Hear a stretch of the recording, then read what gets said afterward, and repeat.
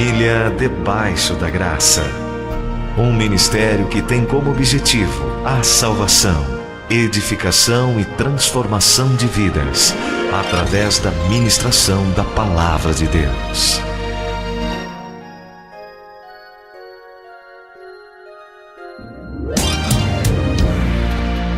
Se você desejar entrar em contato conosco, ligue para 0 Operadora 11 4033 6636 ou visite a nossa página na internet www.josuegonçalves.com.br. Abra o seu coração e ouça a palavra de Deus, ministrada pelo conferencista Pastor Josué Gonçalves.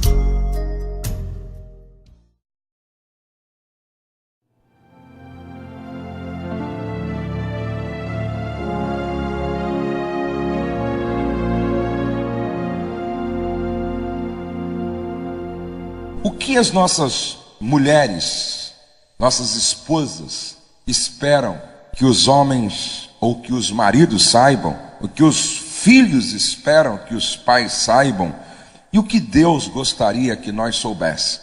Número 1, tudo na vida depende de como você se relaciona com as pessoas. Tudo na vida depende de como você se relaciona com as pessoas. Número 2, o casamento não é uma chamada para o encarceramento e nem tampouco a morte da individualidade. Vou repetir, o casamento não é uma chamada para o encarceramento e nem tampouco a morte da individualidade. Número 3, o que eu estou recebendo é o que algumas esposas e filhos reclamam. O que eu estou recebendo está aquém da medida que eu preciso. O que eu estou recebendo está aquém da medida que eu preciso. E sempre que eu dou para a minha esposa menos do que ela precisa, vai ficando assim uma defasagem que a vulnerabiliza diante dos enfrentamentos da vida. E os filhos também. Número 4, a maneira como eu lido com o dinheiro revela muito do meu caráter. A maneira como eu lido com o dinheiro revela muito do meu caráter. 5, algumas esposas gostariam que nós soubéssemos ou lembrássemos sempre disto: antes de desejar o meu corpo, toque a minha alma com afetividade. Eu vou repetir. Antes de desejar o meu corpo, toque a minha alma com afetividade. 6, todos gostariam que nós soubéssemos que o nosso sucesso depende do nosso compromisso com as nossas prioridades ordenadas. O nosso sucesso depende do nosso compromisso com as nossas prioridades ordenadas. Os nossos filhos gostariam que nós soubéssemos que relacionamento vem antes de regras. Vamos dizer juntos? Relacionamento vem antes de regras. Ensinar sem primeiro estabelecer um relacionamento que sirva de base é improdutivo. Eu vou repetir isso. Ensinar sem primeiro estabelecer um relacionamento de base é improdutivo. O exemplo número 8 é a base da influência. Vamos dizer juntos? O exemplo é a base da influência. Quem nós respeitamos? Quem nós admiramos. Se eu perder minha integridade de caráter, vocês deixam de me respeitar porque deixaram de me admirar. Nós respeitamos quem nós admiramos, principalmente quando percebemos vida profunda em Deus, profundidade de caráter. Aí então você se abre para ser influenciado. 9, você ensina apenas o que você é. Guarde isto. Você ensina apenas o que você é. Porque se você ensina aquilo que você não é, as pessoas não te ouvem.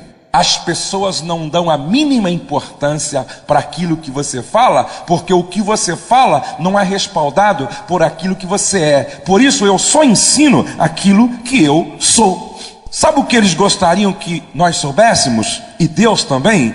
Credibilidade é o resultado de coerência e integridade. Credibilidade é o resultado de coerência e integridade. Quando foram pregar para Gandhi, ele disse: eu acredito no Jesus que vocês pregam, só não dá para entender a incoerência que vocês vivem, porque a vida que vocês vivem não tem nada a ver com o evangelho que vocês pregam.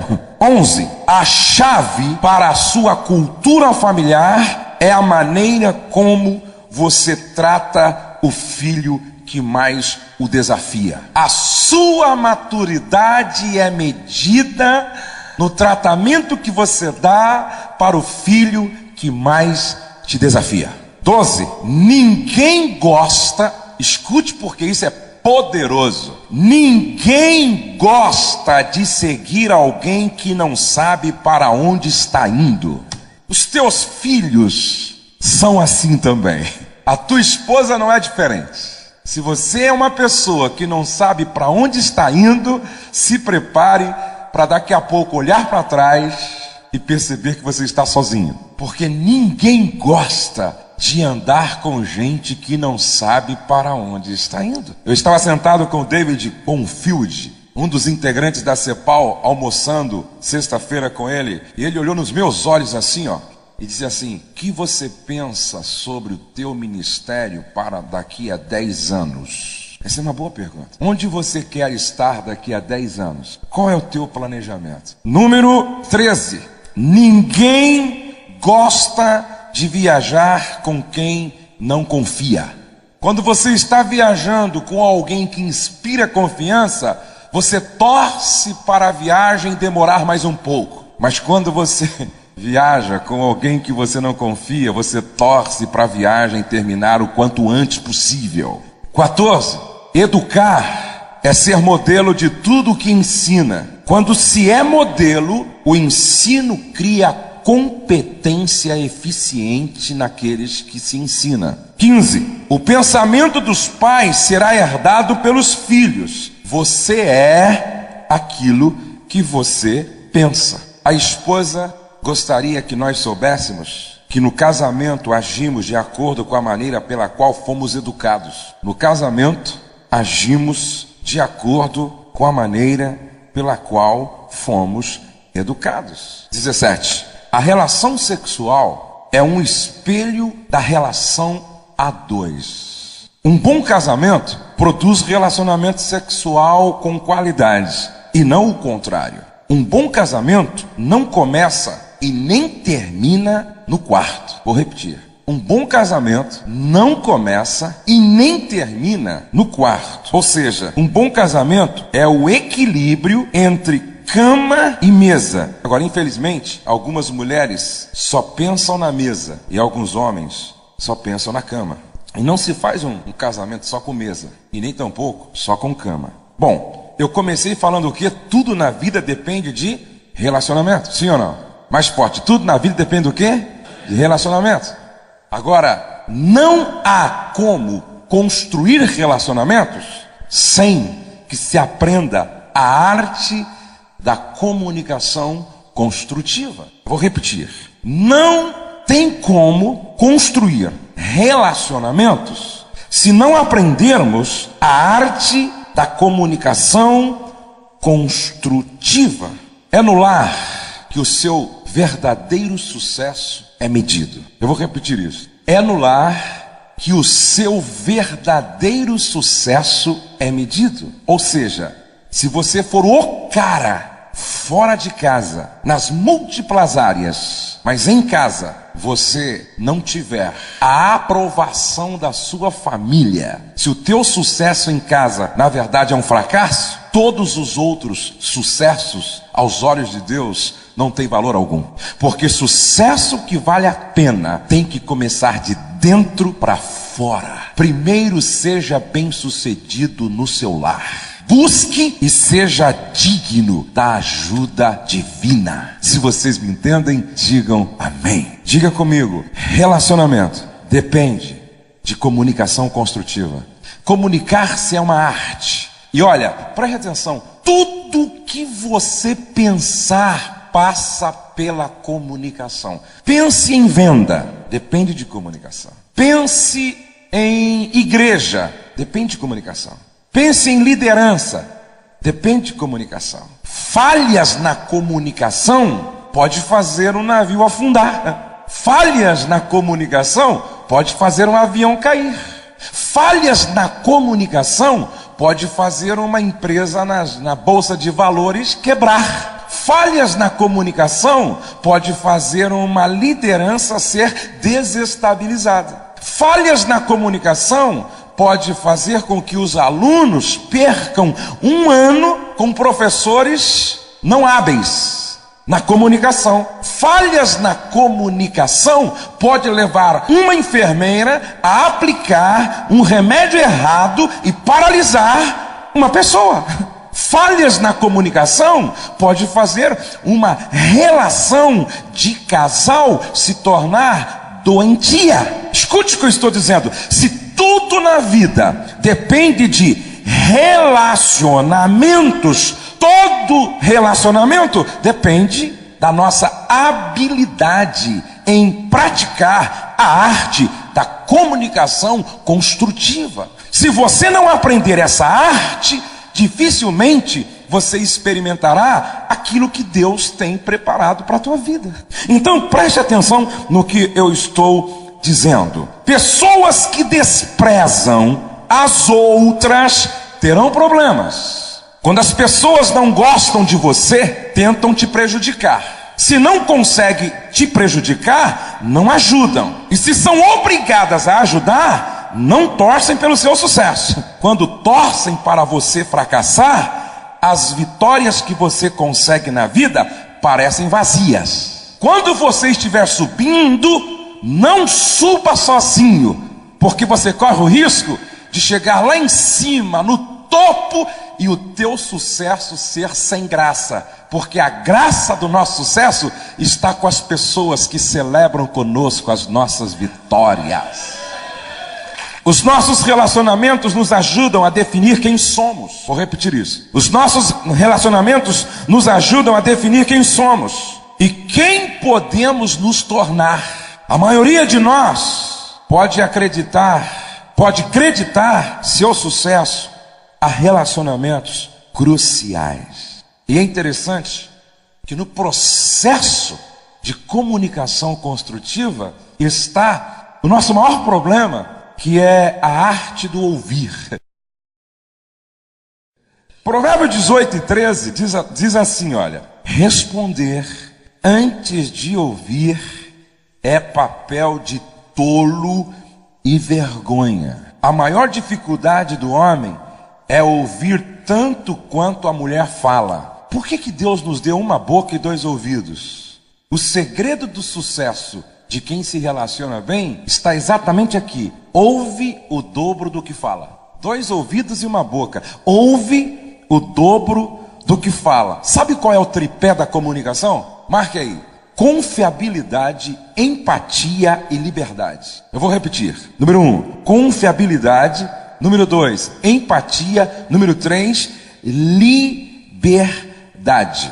Se tudo na vida depende de relacionamentos interessantes, a palavra-chave para relacionamentos interessantes é confiança. Diga confiança. Agora, não há confiança se você não trabalha só com a verdade. Por que Paulo disse lá aos Efésios capítulo 4, falai a verdade, deixando a mentira?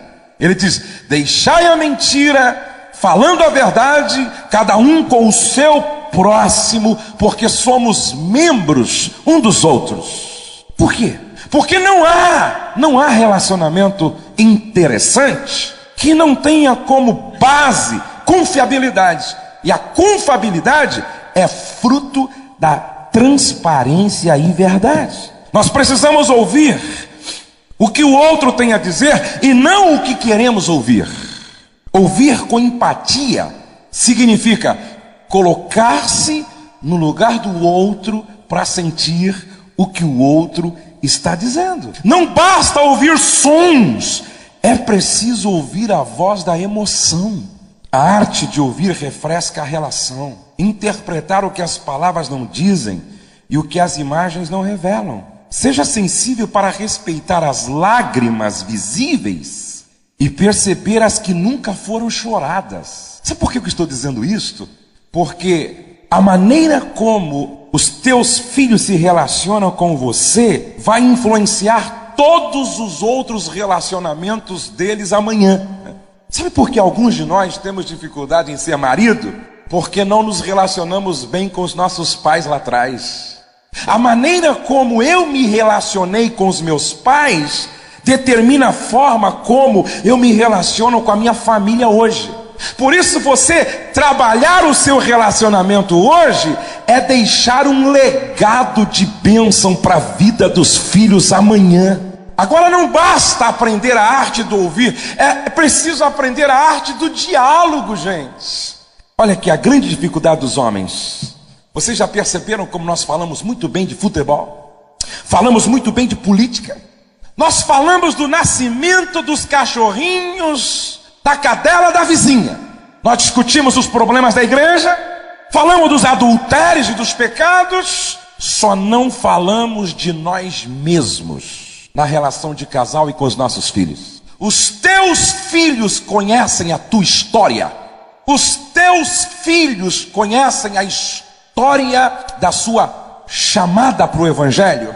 A tua mulher conhece o que vai nas entranhas do teu ser. Esta é a prática da arte do diálogo, ou seja, crescer em intimidade no casamento depende deste processo gradual. Diga comigo, casar é conhecer. Mais forte, casar é conhecer.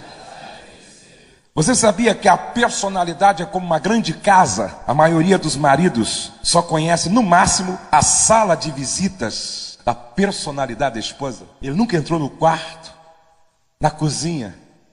Ele nunca foi até onde tem aquele armário com gavetinhas, com algumas coisas dentro que precisam ser conhecidas.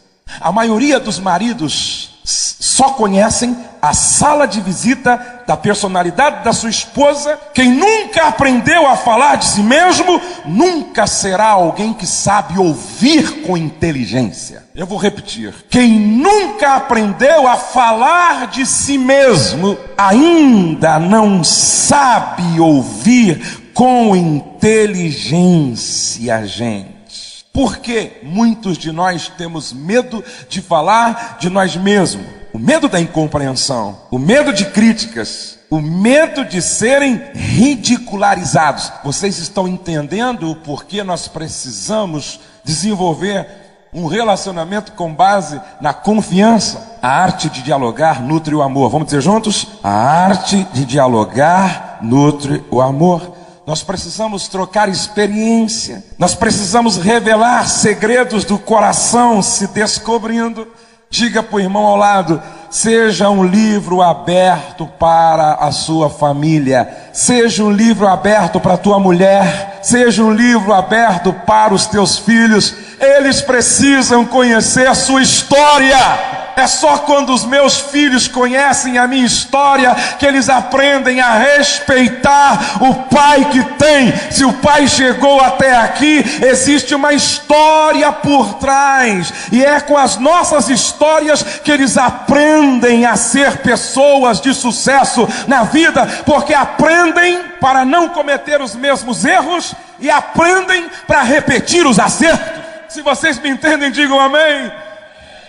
Às vezes, quando eu gasto horas com os meus filhos contando a minha história, digo: filho, o pai hoje anda de avião, mas o pai já andou a pé, de trem, de bicicleta, de carro velho, já dormiu na estrada, dentro de um carro em lugares perigosos.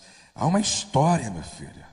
Não te envergonhes das suas falhas e nem não tenha medo de seus fracassos. Não simule os seus sentimentos e as suas intenções. Respeite os limites e os conflitos dos outros. Busque não dar respostas artificiais, porque uma das coisas que as mulheres odeiam são as nossas respostinhas prontas. E eu quero que você entenda uma coisa: muitas vezes quando a esposa começa a falar, ela não está à procura de um conselheiro, ela não está à procura de um juiz, ela não está à procura de um professor e nem de pastor.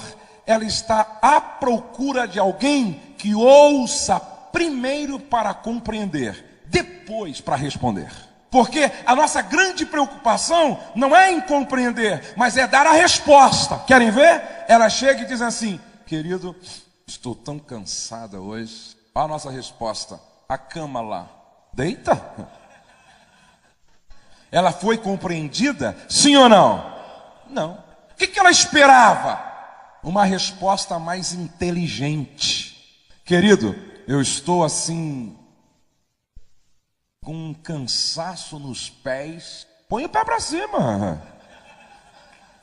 As mulheres usam mensagens codificadas para falar das suas carências, esperando que nós ouçamos para compreender e não apenas para responder. Às vezes a esposa diz: querido, a minha tia está muito doente, está quase à morte. Quem está vivo uma hora morre. Agora, o marido inteligente, aquele que ouve procurando captar o que está por detrás do que está sendo dito. Quando ela diz: estou com meus pés tão cansados, ele diz: pô, semana passada eu comprei um creme, querida. Põe os teus pés no meu colo aqui. Deixa eu fazer uma massagem nos teus pés, minha princesa. À noite, no encontro sexual, triscou, o fogo pega, gente. Gostaria de falar um pouquinho a vocês sobre esses pontos que realmente são pontos de tensão na vida do homem. Abra a sua Bíblia e veja o que está em Mateus capítulo de número 6. Depois desse processo de comunicação construtiva em que envolve o ouvir, o falar, o compreender, ouvir aquilo que muitas vezes as palavras não disseram, fazer uma leitura das emoções, respeitando os sentimentos. Outro dia uma pessoa me disse algo e eu perguntei: será que a esposa dele não tem razão? Ele fez uma grande casa, e aí nesta grande casa ele colocou a família e depois disse para a esposa assim: fiz esta casa para você. Ela olhou para ele e disse: para mim não, você fez esta casa para você, porque durante toda a construção você não me chamou uma vez para pedir uma opinião. Então você não construiu para mim, você construiu para você. Diga comigo assim: casamento é uma viagem. Mais forte: casamento é uma viagem. É legal viajar com uma pessoa que decide tudo sozinha? É legal viajar com uma pessoa que não fala? Sim ou não? É legal viajar com uma pessoa que não ouve? É legal viajar com uma pessoa que só sabe falar gritando? Então para de gritar. Começa a ouvir. Peça opinião. Diga: casamento é uma sociedade. Agora é interessante que nós somos sócios em tudo, só não no dinheiro. Eu te amo, querida. Você é minha sócia. Mas a minha carteira escondida, a senha do banco, não liberam. Algumas esposas se sentem empregadas domésticas de luxo. Algumas esposas se sentem se prostituindo dentro de casa, porque o marido trabalha com esta prática de negociação. Ela quase que tem que forçar usar o sexo para obter algo, porque ele não trabalha isso como uma sociedade, ele só pensa nele e em mais ninguém. Reflita sobre isso. A minha esposa não é minha empregada doméstica de luxo, é a minha parceira é a minha sócia, e não só sexualmente falando, mas nas múltiplas questões da vida, ela é minha sócia. Escute o que eu estou dizendo. Em uma sociedade, se não houver prestação de contas, a empresa quebra. E eu vou lhe dar um conselho: se você não gosta de prestar contas, não deveria ter se casado. Era melhor adotar cachorro, porque cachorro não pede prestação de contas para ninguém. Quando a tua esposa começa a fazer perguntas sobre a sociedade, você se estressa? Quando ela começa com aquelas perguntas intermináveis sobre a sociedade: comprou por quê? Ou vai comprar por quê? Quanto isso vai custar? Vai pagar como? Por que chegou agora? Estava onde? Quem era aquela pessoa? São perguntas da sociedade? São perguntas necessárias? Eu não me estresso. Até porque quem não deve, não esconde. Quem não deve é transparente. Por isso, meu celular, minha esposa pode atender a qualquer hora. E quem quer que for. Minha esposa pode ler todas as mensagens que me mandam. Todas. Nos meus e-mails ficam abertos para minha esposa ler a hora que ela quiser. As minhas contas são disponibilizadas para a conferência dela. Porque a empresa não é só minha, a empresa é dela também. E é 100% dela e 100% minha. E é interessante que essa sociedade começa com 2 e vai aumentando. Lá em casa são 5 já. E não tem jeito, é assim mesmo. Diga: casamento é uma viagem. Abra sua Bíblia em Mateus, capítulo de número 6, verso de número 26. Observai as aves do céu. Vamos dizer juntos? Observai as aves do céu. Verso 28. Considerai como crescem os lírios do campo. Quem é que está falando isso? Diga: o mestre da sensibilidade. Mais forte: o mestre da sensibilidade. Ele diz assim: observe um jardim. Observe como é que se vestem os lírios. Observe as aves do céu. Em outras palavras, fazendo uma aplicação, não perca a sua sensibilidade. Ouvindo o Ricardo Goldin, ele disse assim: eu tomei algumas decisões este ano. Uma delas: vou gostar mais de ler poesias do que os jornais que circulam na cidade. Porque de tanto você ler tragédias, você acaba se petrificando, e em vez de fazer uma poesia com a sua vida, você passa a ser um mensageiro do caos. A boca fala do que há em abundância no coração. Qual foi a poesia que você leu esta semana? Ou esse mês? Qual foi a poesia que você fez para a tua mulher, para os teus filhos, para a tua mãe, para os teus pais? Sabe o que está faltando na vida de muitos homens? Poesia. Ei, sabe o que está faltando na vida de muitos homens? Diga: poesia. Mais forte: poesia. Observai. Acarajé, né? Poesia. Poesia. Ele tinha que ter dito: não é acarajé, meu irmão, é poesia. É poesia. Poesia. Abra a sua Bíblia. Olha que coisa interessante isso aqui, Cantares de Salomão, capítulo de número 2, verso de número 14. Pomba minha, que andas pelas fendas dos penhascos, no esconderijo das rochas escarpadas, mostra-me o teu rosto.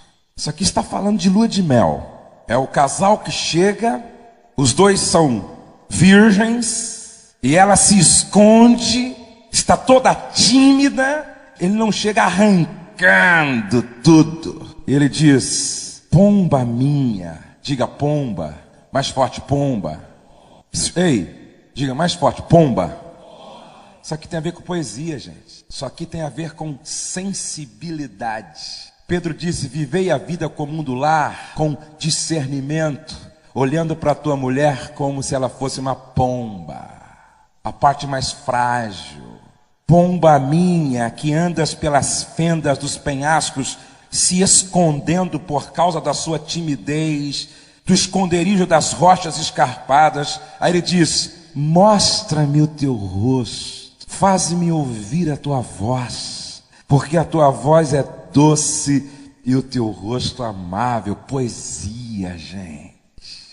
Tem mulher que não aguenta mais lidar, ouvir. Tem mulher que não aguenta mais viajar com um homem que trata ela não como pomba, mas como o que vem a seguir: apanhai-me as raposas. Gente, não dá para fazer poesia com raposa. Eu nunca ouvi uma poesia maravilhosa e profunda, feita, inspirado numa raposa. Agora, a tua esposa é aquilo que você é para ela. Se a tua esposa não é uma pomba, talvez é porque você fez dela uma raposa. E o texto está dizendo aqui: apanhai-me as raposas, as raposinhas que devastam os vinhedos. Porque de tanto ser tratado como raposa, acaba virando uma raposa. Se não era, vira. Agora, com a pomba é diferente. Pomba fala primeiro de singeleza. Pomba fala de simplicidade. Pomba fala de ingenuidade. Pomba fala de delicadeza. Pomba fala de romantismo. Pomba fala de suavidade. Pomba fala de santidade e de pureza. Pomba minha. E tudo isso que eu estou falando só é possível quando a gente não perde a sensibilidade, deixando o coração se petrificar. Eduque a sua emoção e faça das pequenas coisas um espetáculo aos olhos. Faça de cada momento uma vivência mágica. Procure desvendar as coisas lindas, singelas e ocultas que te rodeiam.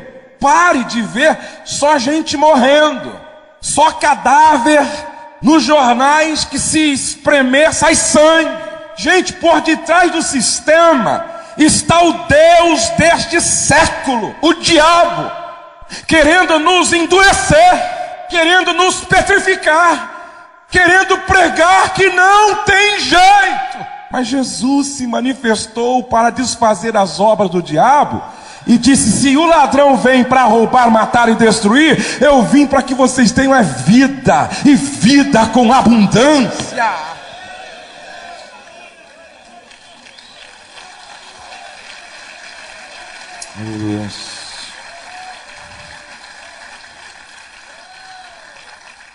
Descubra o sabor da água, a brisa no rosto, o aroma das flores, o balançar das folhas sob a orquestra do vento. Procure enxergar aquilo que as imagens não revelam e perceber o que os sons não traduzem. Veja com os olhos do coração. Aprenda a ser rico sem ter grande soma de dinheiro. Eu abracei minha mãe antes de vir para cá, porque ela estava fazendo aniversário no dia 12. Antes de ir para o aeroporto, passei correndo lá, levei um presentinho para ela. Minha esposa mandou lá uma cesta para ela. Minha mãe não é rica, ela tem o básico para viver com dignidade. E eu abracei ela, e ela chorando disse: eu sou a mulher mais rica do planeta. Aprenda a ser rico sem ter grande soma de dinheiro, porque aquilo que tem o preço mais alto não se compra com dinheiro. Filhos não se compram, filhos são conquistados com sensibilidade. Esses dias eu estava deitado na cama com a minha esposa, assistindo nosso programa lá na região. E aí veio a Letícia, minha filha, deitou num lado, veio o meu filho Douglas, deitou no meio, e veio o meu filho Pedro, deitou do meu lado, e ficamos todos na mesma cama ali. E olha que meu filho já tem 17 anos, tem 1,85 m de altura, minha filha tem 20 anos de idade, meu filhinho tem 9 anos de idade, todos, a minha cama é king size, para isso mesmo, bem grande. E quando eu olhei para os meus filhos assim, eu pensei comigo mesmo, dizendo: isso não tem preço. Isso não tem preço. Isso não tem preço. preço. Isso não tem preço. Aprenda a ser rico sem ter grandes somas de dinheiro. Se você sentar à mesa e tiver pão com manteiga e água doce, mas a família toda envolvida pela glória da presença de Deus, isso não tem preço, gente. Aprenda a ser rico sem ter grande soma de dinheiro. Seja alegre mesmo sem grandes motivos. Seja alegre mesmo sem ter ganho na loteria esportiva, até porque você não joga. Seja alegre sem ter grandes motivos, porque a nossa alegria não é circunstancial. A nossa alegria está naquele que é a fonte de todo o nosso prazer, o Senhor da glória. Viva suavemente, diga isso, viva suavemente, ainda que sobrecarregado com responsabilidades. Diga para o irmão ao lado, viva suavemente. Está estressado? Vai orar. Diga para o irmão ao lado, tenha um romance com a vida. Quando você vive com propósito, você coloca graça em tudo que você faz, aí você alcança a excelência. Faça poesia com a vida sem escrever palavras. Abrace as crianças.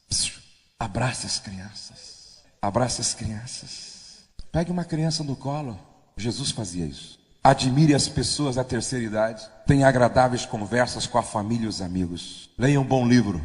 Viaje por suas páginas. Liberte a sua criatividade. Ouça uma boa música. Penetre nos traços de uma pintura. Penetre nos traços de uma linda arquitetura. Navegue pelas águas da emoção. Aprenda a dizer para as pessoas, te amo. Teve um irmão aqui ontem que me deu um abraço e me deu um beijo. É Maurício, né? Maurício, continue assim. É sinal que o seu coração não se petrificou. Porque gente com o coração petrificado te cumprimenta à distância. A mão, quando é dada, é como peixe morto. Deixa eu contar a vocês o que eu contei ali no Rio Centro. Diz que um garoto estava em casa brincando com o irmão. E aí ele disse assim, ô Ricardo, eu te amo. Aí ele disse, para de bobagem, rapaz. Que conversa besta é essa? Vamos brincar, vamos brincar. Ficou sem graça. Ele disse assim, eu te amo e nunca quero ficar longe de você. Ficou sem graça aí. O irmão não entendeu. Brincaram o dia todo. À tarde chegou o pai Jacó. Aí quando o pai ia entrando, o filho pulou no pescoço e disse, pai, o senhor sabe que eu te amo e nunca quero ficar longe de você? Vai brincar, moleque, eu estou cansado, exausto, e você vem com essa história besta. Vai brincar que você ganha mais. Ele ficou sem graça, começou a chorar, foi para o quarto, se recolheu assim, no cantinho, chorou. Sabe quantos abraços nós precisamos por dia para manter nossa saúde emocional? 5 abraços por dia. Sabe quantos toques significativos? 12 toques significativos. Meu irmão, apesar das responsabilidades da vida, dos compromissos, das pressões, por favor, não deixe morrer a criança que existe dentro de você. Não perca a sua sensibilidade. Tire tempo para contemplar aquilo que é verdadeiramente belo. Goste de poesia e faça da sua vida diária uma poesia. Viva com suavidade. Não perca uma oportunidade de abraçar seu cônjuge, seus filhos e declarar o seu amor para com eles. Quantos podem dizer amém?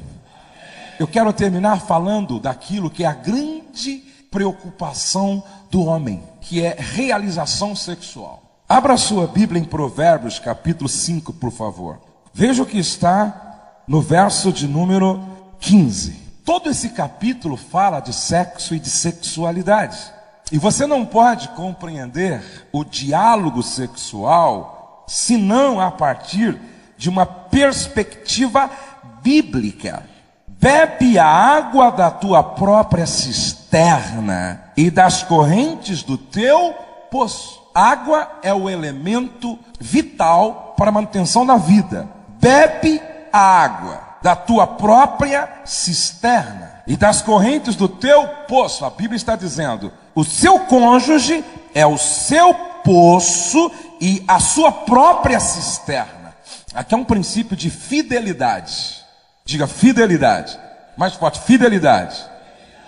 Uma das causas do adultério chama-se insatisfação crônica. Vou repetir. Uma das causas do adultério chama-se insatisfação crônica. É possível conciliar santidade, unção e orgasmo? Sim ou não? A Bíblia não desvincula isso. Vamos ler. Abra a sua Bíblia. Talvez você nunca leu esse texto assim. Eclesiastes 9, por favor. Verso 8. Em todo tempo sejam alvas as tuas vestes, e jamais falte o óleo sobre a tua cabeça. Alvas as tuas vestes, santidade, diga santidade. Óleo sobre a cabeça, diga unção. Verso 9, goza a vida com a mulher que amas. Diga santidade, unção e orgasmo. A Bíblia não desvincula, a Bíblia não separa. Que coisa interessante. Goza a vida com a mulher que amas todos os dias de tua vida fugaz. Agora, escute por favor, todos os dias não significa a prática do coito todos os dias. Está falando do exercício da sexualidade todos os dias. E por favor, separe sexo de sexualidade, porque sexo, dentro do que estamos falando, tem a ver com o coito. Sexualidade é a parte psicológica do sexo. Por isso, o sexo acaba. Sexualidade, você morre com ela, ainda que tenha 99 anos. O que acaba é o sexo. A sexualidade nunca acaba, porque é a expressão psicológica do sexo. Isso está no pegar nas mãos, isso está num abraço aconchegante, isso está num toque significativo, isso está no afagar do cabelo. Quais são os obstáculos para o diálogo sexual? Limitações do organismo feminino, aspectos de natureza orgânica, estimulação sexual, por exemplo. Para o homem, o sexo é centralizado. Para a mulher, o sexo é descentralizado. Por isso que a mulher está muito mais preocupada com o carinho, o afago e o aconchego e o toque do que com a penetração. Sabiam disso? Se para o homem o orgasmo é o grande lance, para a mulher é o platô, tempo de maior excitação. Obstáculos de natureza circunstancial que são de ordem educacional. A educação não corresponde apenas ao que se aprende na escola, mas a tudo quanto se incorpora ao longo do processo de amadurecimento, principalmente a partir das vivências familiares. Eu continuo repetindo, a maneira como nós nos relacionamos com a família de origem determina a forma como nós nos relacionamos dentro da família que estamos construindo. E olhe para cá, por favor. Quando você se casa, você traz da família de origem uma bagagem comportamental e cultural. Aonde? Na caminhada com o cônjuge. Por isso que eu digo que o casamento é a construção de uma cultura a partir de duas já existentes. Essa bagagem que eu trouxe lá da minha família de origem, e cada um tem sua história, algumas coisas eu devo preservar na bagagem, são boas. Outras coisas eu devo tirar da bagagem, não prestam. E outras coisas eu preciso incorporar à bagagem. Estão me entendendo, gente? Tem gente aqui que a sua primeira experiência sexual foi o pai quem o levou para o prostíbulo. Tem gente aqui que a sua primeira experiência na área sexual foi o pai que induziu mostrando uma revista pornográfica. Você tem que ser homem. E talvez você tinha 16 anos de idade. Agora escute, nem tudo que aprendemos na nossa família de origem deve ser preservado na bagagem. Algumas coisas você tira e joga no lixo. E pega a palavra e vai incorporando aquilo que está faltando. Então preste atenção que essa vivência que tivemos lá na família de origem, aprendendo algumas coisas que não servem, isso tem que ser deletado, desaprendido. Por isso, escute, se a tua mulher tem dificuldade em te realizar sexualmente, conheça o histórico de vida dela. Eu já aconselhei esposas que foram violentadas na adolescência. Já aconselhei esposas que tiveram um namoro e o namorado quase que a violentou, e esse trauma ela carrega e projeta dentro da relação sexual disfuncional, desajustada. Você conhece o histórico de vida da tua mulher? Alguém disse assim: como você quer entender o adulto que sou sem tocar a criança que fui? Regras fundamentais no diálogo sexual. É essencial ter desejo. Agora lembre-se que o desejo da mulher é diferente do homem. Domínio próprio, o domínio da própria sexualidade. Aí alguém diz assim: não, pastor, está escrito em 1 Coríntios capítulo 7, que o corpo da mulher pertence ao marido. A mulher dê ao marido o que lhe é devido, o marido dê à mulher o que lhe é devido. O marido não tem poder sobre o próprio corpo e nem a mulher. Pastor, Paulo está dizendo que no quarto de um casal cristão vale tudo: chicotinho, algema.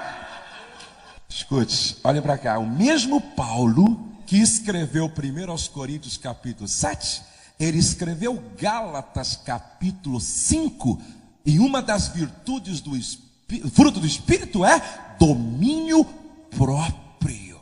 Abra sua Bíblia e veja o que está escrito em Provérbios capítulo de número 5 sobre isso. Verso de número 22 e 23, e o contexto fala de prostituição, fala de preservação do casamento, está falando aí de sexo e sexualidade. Verso 22 e 23, quanto ao perverso, as suas iniquidades o prenderão, e com as cordas do seu pecado será detido, ele morrerá pela falta de disciplina, e pela sua muita loucura perdido cambaleia. Ele morrerá por falta de disciplina. E o contexto está falando de autodomínio na área sexual. Romanos capítulo 1, as pessoas não entendem bem esse texto. Eu estive lá em Roma e eu vi um pouquinho sobre as histórias do romano, coisa diabólica nessa área do sexo. Capítulo 1, Romanos, verso de número 24 a seguir, por isso Deus entregou tais homens à imundícia pelas concupiscências de seus próprios corações, para desonrarem os seus corpos entre si. Preste atenção nisso, desonrarem os seus corpos entre si, pois eles mudaram a verdade de Deus em mentira, adorando e servindo a criatura em lugar do Criador, o qual é bendito eternamente, amém. Por causa disso os entregou Deus às paixões infames, porque até as suas mulheres mudaram o modo natural de suas relações íntimas por outro contrário, a natureza. Diga modo natural. Mais forte, modo natural. Um pouquinho mais forte, modo natural. Deixa a Bíblia aberta aí. Você entende por modo natural? O pênis foi feito para a vagina ou para o ânus? É normal uma mulher se relacionar com um cachorro? É natural uma mulher se excitar com o órgão genital de um cavalo? Isso na Bíblia é chamado de zoofilia e bestialidade. Esses filmes pornográficos, na verdade, é uma ginástica sexual enganando trouxas. Porque quando você ouve a entrevista, ninguém sente nada, é blefe. E aí subestimam a inteligência de quem assiste. E preste atenção no que a Bíblia diz. Mudaram o modo natural. Ah, pastor, Paulo está falando de lesbianismo e de homossexualismo e de lesbianismo, mas o princípio do texto também se aplica a nós hoje. Mudaram o modo natural, e sempre que se muda o modo natural e pratica o que é contrário à natureza, a Bíblia diz que é abominação. Agora, para os que assistem filme pornográfico, buscando estímulo sexual, veja o que a Bíblia diz de forma séria, verso 31 e verso 32. Insensatos, pérfidos, sem afeição natural e sem misericórdia. Ora, conhecendo eles a sentença de Deus, de que são passíveis de morte os que tais coisas praticam, não somente as fazem, mas também aprovam os que assim procedem. Diga para o irmão ao lado, isso é muito sério. Vocês se lembram do que eu disse ontem? Faça do teu quarto terra santa. Faça da tua sala terra santa. Descalça os teus pés, porque a terra em que você está pisando é terra santa. Aqui a glória da santidade do Senhor se manifesta. Quantos querem isto para a sua vida? Levante a sua mão e diga amém. Quais são as diferenças entre homem e mulher que você precisa observar? Homem, o desejo é intenso.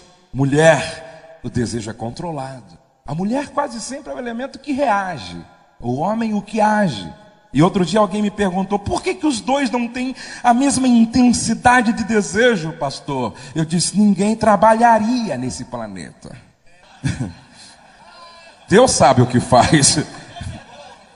Homem, fertilidade permanente.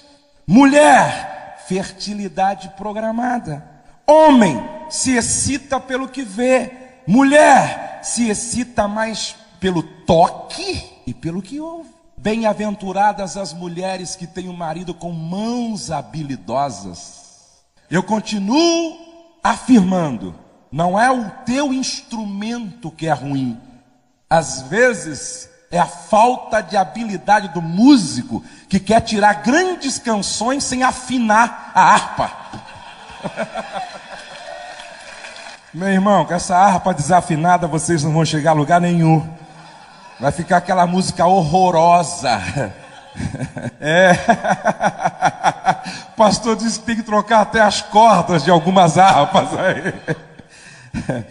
Escute, cuidado para você não deixar a impressão de que a tua mulher é apenas um depósito de espermatozoides. A questão aqui não é quantidade. Escute, pode ser picanha argentina da melhor qualidade. Se for servida de manhã, no almoço, na janta, no último chá da noite, chega uma hora que você pede ovo frito. Sabe por que algumas esposas não respondem? Porque há uma compulsão sexual. Não existe um equilíbrio, que é toda hora. Outro dia uma irmã me disse assim, pastor, eu nem abraço ele, porque se eu abraçar, ele já pensa que eu quero aquilo. Você começa a medir sua maturidade sexual quando você é capaz de oferecer colo no dia do nada, sem segundas intenções. Um homem que ainda não é capaz de abraçar, afagar, acariciar, aconchegar, sem sexo, ele ainda não atingiu a maturidade sexual. A esposa talvez ainda esteja o vendo como alguém que a usa. E nenhuma esposa aceita também. O marido a procura rapidamente, em 5 minutos resolve o seu problema, vira para o lado, dorme, ronca e baba, e ela fica fazendo crochê sem saber o que aconteceu. Ou seja, o carro dele saiu da garagem, foi a 200 por hora, o dela nem pegou na partida ainda. E ele já terminou a corrida. Meu irmão, no sexo, se você é o fogão a gás, a tua mulher é o fogão a lenha. E dependendo da umidade do ar e da madeira conseguida, para pegar fogo, meu irmão, você tem que suar. Porque o fogão a gás, se tiver gás, é lógico. Se Se tiver gás. É, porque se o botijão estiver vazio, meu irmão, só faz barulho, né? Se for elétrico, não pega. Não pega. Vocês já perceberam que o centro da vida do homem, falando em sexualidade, é uma ereção? Você já percebeu que na vida do homem, nessa área, tudo gira em torno de uma ereção? Agora escute, o fogão a gás está aceso. O fogão a lenha não. Primeiro de tudo, você tem que catar lenha durante o dia. Alguém disse a verdade: se você quer acender o fogo à noite, passe uma semana, 3 dias antes, pegando gravetinhos. Ei, faça um teste, ó. Faça um teste. Passa 3 dias. 3 dias. Só projetando o teu lado doce na tua mulher. Pega esse livro meu aí, por favor, 23 Atitudes. Vou ensinar você como é que se pega graveto. Trata a tua esposa como pomba, não como raposa. Um dia eu cheguei em casa com um desejo, mas ela achou melhor que não. Então eu escrevi esse texto para ela. Um olhar, um toque, um beijo fazem brotar o doce desejo. Bem antes, bem longe foi ontem. Deitaram-se, aconchegaram-se, mas não fizeram. Cansados, exaustos, deitados, adiaram. Raiou o sol, a noite se foi. Amando, aquecidos, bem dormidos, ele quer, ela deseja, os dois decidem, é hoje. Tudo depende de como foi ontem. Deram-se respeito, aconchego, perdão, gentileza, carinho, atenção? Sim, então pode ir, pois assim construíram a tenda e o leito do amor, sem peso e sem dor. Que clima! Tem festa, tem gravetos, tem fogo, não tem pressa. Quando se faz amor, esquece-se de medir o tempo. O banho, porque é terrível a mulher deitar-se com um homem que não gosta de tomar banho. Não suei hoje. O banho, o cheiro, os dois por inteiro vestem-se, porque não é só o homem que gosta de ver a mulher vestida de forma sedutora. Cobrem-se, descobrem-se, não importa onde, em casa, na sala, no quarto ou no chuveiro, tudo está cercado, protegido e fechado. Vida abundante, vidas que se prendem, se entendem, não se vendem. 2 vidas, uma só carne, bendita aliança. Almas nutridas, tentadas não cedem, porque sabem viver, beber e absorver a essência do amor, amor que alimenta, amor que sustenta. Sexo no casamento só faz sentido quando movido pelo amor. A gente assina embaixo assim: te amo muito, minha pomba querida. Aí você tira R$50, coloca junto com o verso e diz para ela assim: gaste sem me prestar contas. Ei, qual é a mulher que não gostaria de acordar encontrando um texto assim na mesa do café? Sabe qual é o grande problema? Nós queremos que a esposa nos realize na cama, mas nós não fazemos isso daqui que está em Cantares capítulo 2. Abra aí a sua Bíblia, por favor. Verso de número 3. O marido falando dela. 2. Qual lírio entre os espinhos, tal é a minha querida entre as donzelas, a esposa. Qual a macieira entre as árvores do bosque, tal é o meu amado entre os jovens. Desejo muito a sua sombra, e debaixo dela me assento, e o seu fruto é doce ao meu paladar. Leva-me à sala do banquete. Daqui a pouco ela fala assim, deitada: pode me abraçar, eu vou te realizar. Mas antes ela diz: primeiro, leva-me à sala do banquete. Assume o teu amor por mim publicamente. Pega-me em teus braços e mostra para todos os que estão na sala do banquete que o seu estandarte sobre mim é o amor. Sustentai-me com passas, confortai-me com maçãs, pois desfaleço de amor. E qual é a mulher que não desmaia de amor com um tratamento desse do homem?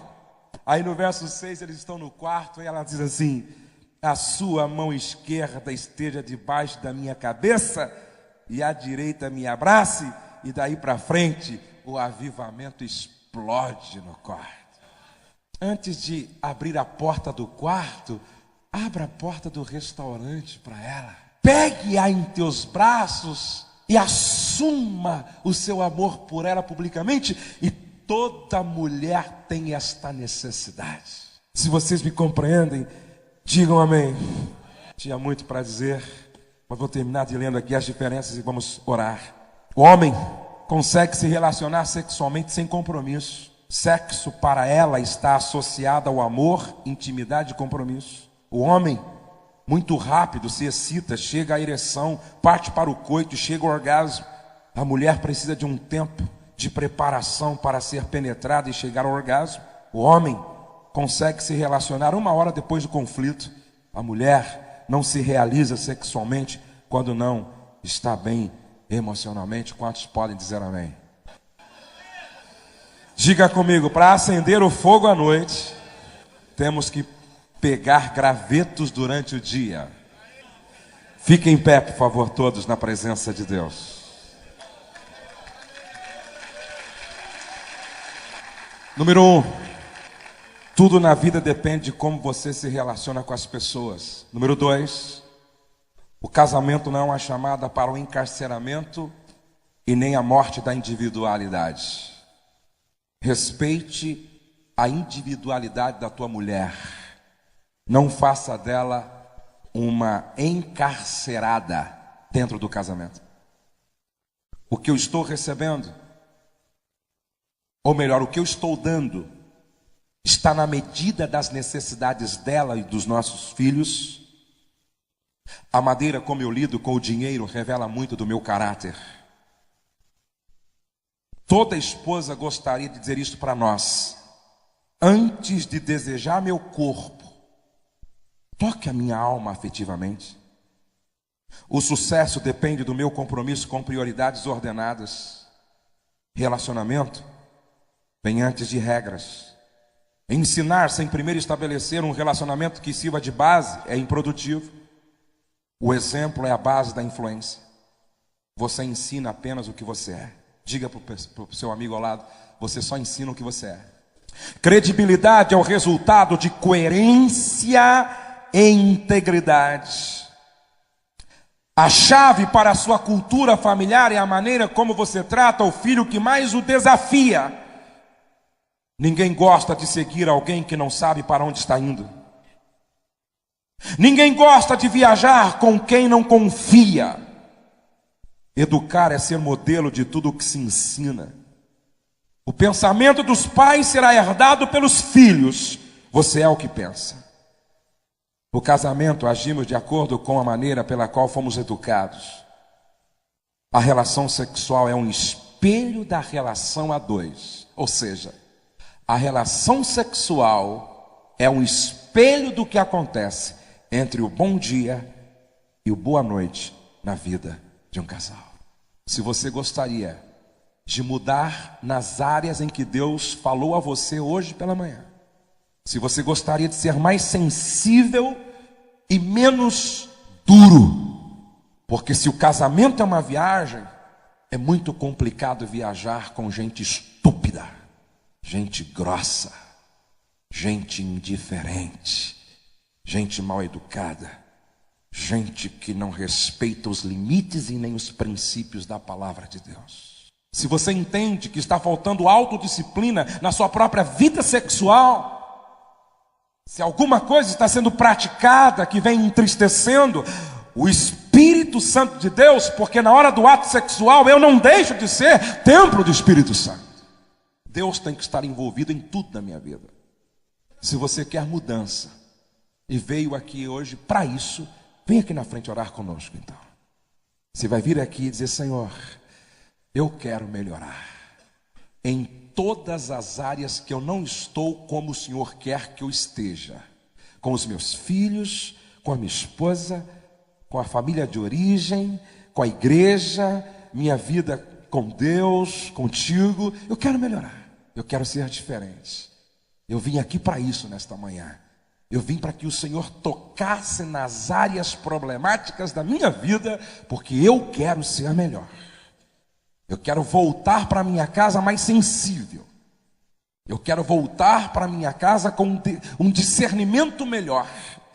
Eu quero ser agente de cura dentro do meu próprio lar. Eu quero ser alguém que faça a diferença. Eu não quero ser mais um na multidão. Eu quero ser um instrumento afinado a serviço do reino para abençoar. Então me ajuda a colocar em prática esses princípios, para que o teu nome em tudo na minha vida seja glorificado. Coloque o teu coração na presença de Deus com liberdade. A Bíblia diz: aquele que confessa e deixa alcança a misericórdia, mas aquele que encobre as suas transgressões nunca prosperará. Sonda-nos, Senhor, nesta manhã. Esquadrinha a profundidade do nosso ser. Olha para nós com os teus olhos como chama de fogo. Entra, Senhor, em todos os cantos da nossa alma, da nossa interioridade. Tira do nosso ser todo lixo, tira do nosso ser toda podridão, tira do nosso ser tudo que atrapalha o nosso crescimento na tua presença.